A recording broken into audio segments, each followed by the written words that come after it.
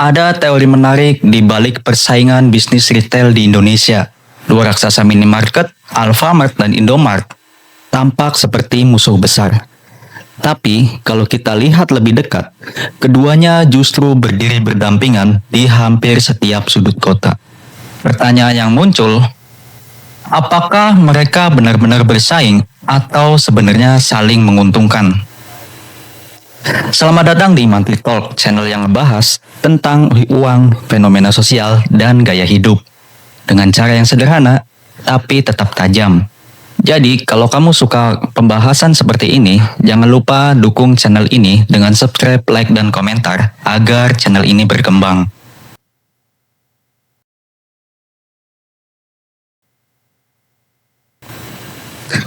Kalau diperhatikan, hampir nggak ada jalan utama tanpa Alfamart dan Indomart.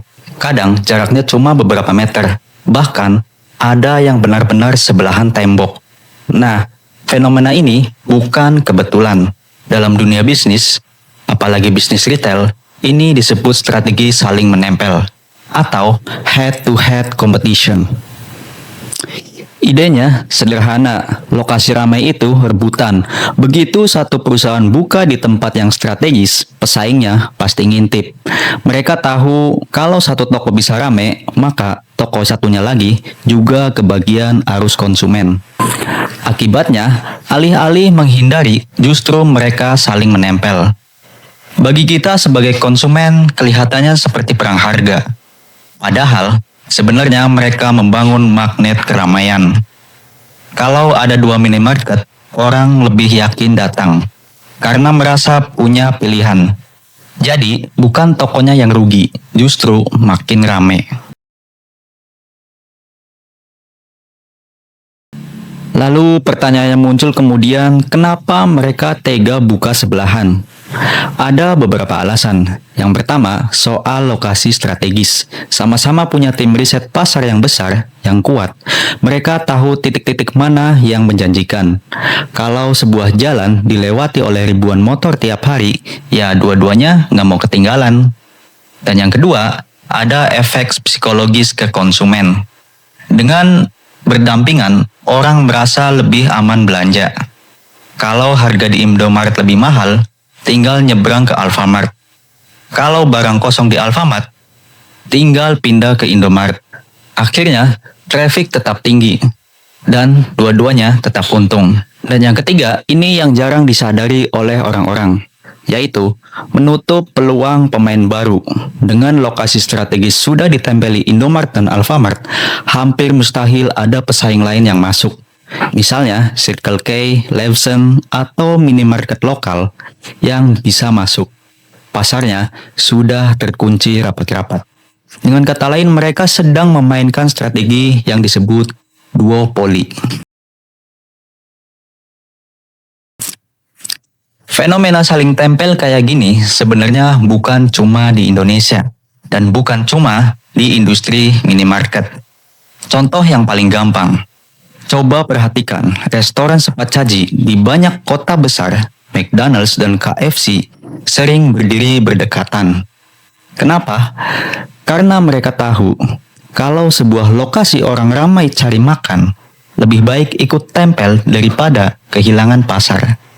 Bahkan di Amerika, ini disebut perang burger. McDonald's lawan Burger Kings. Di Indonesia kita juga sering lihat SPBU Pertamina dan Shell yang jaraknya berdekatan di jalur utama. Strateginya sama. Rebutan traffic kendaraan di titik-titik vital. Atau lihat marketplace online.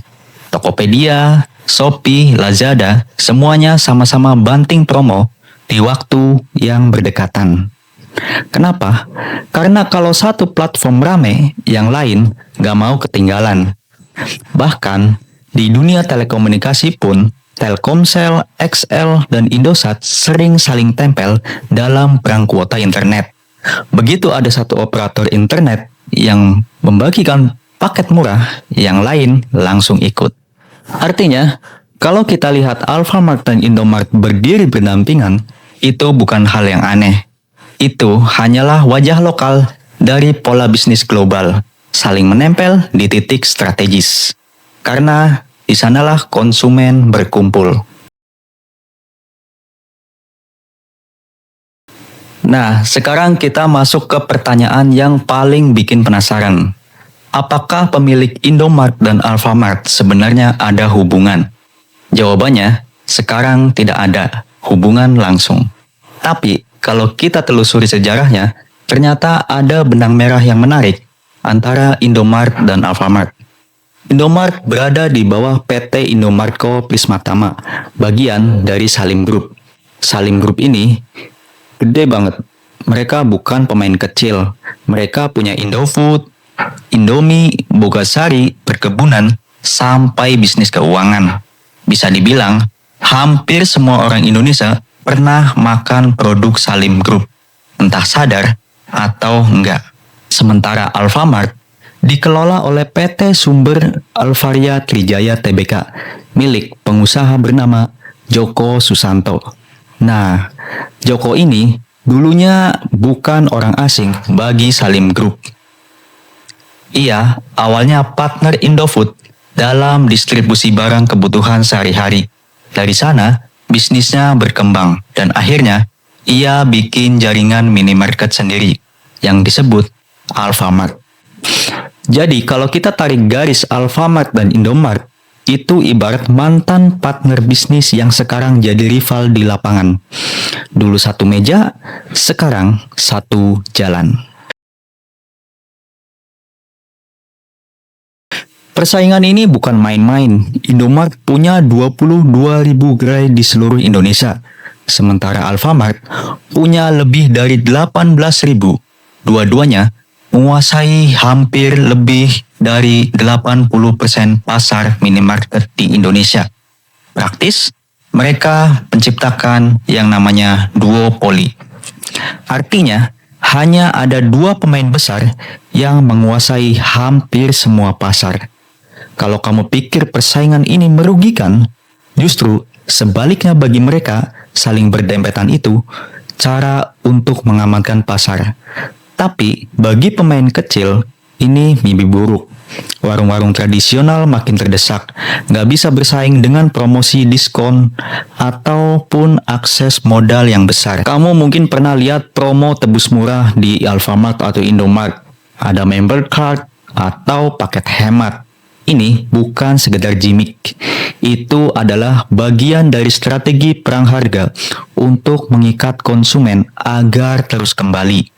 Dan ketika dua raksasa itu bertarung, yang paling sulit bertahan justru pemain lokal yang kecil, warung-warung yang modalnya tidak seberapa.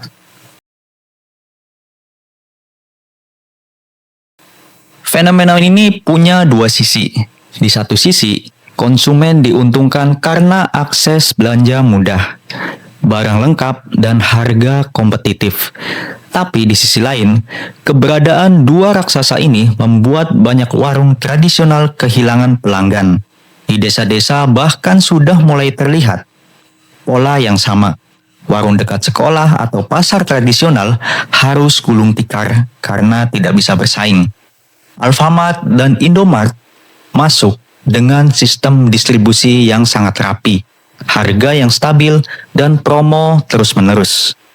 Jadi pertanyaannya, apakah persaingan ini sehat? Untuk konsumen mungkin iya. Tapi untuk pedagang kecil seperti warung-warung kelontong, ini seperti menghadapi badai besar tanpa payung. Fenomena Alfamart dan Indomart mungkin terlihat sederhana. Sekedar dua toko yang rebutan pembeli.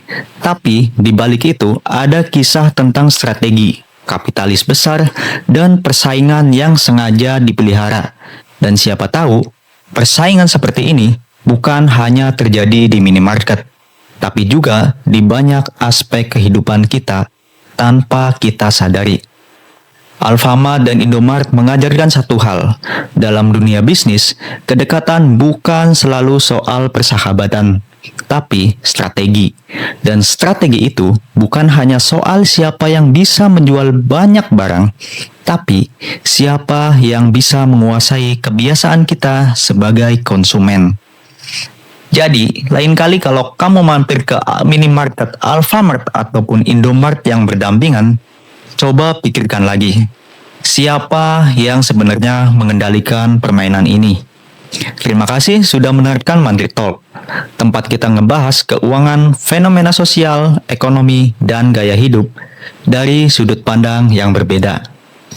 Jangan lupa ikuti episode berikutnya, karena selalu ada hal menarik yang perlu kita bongkar bersama.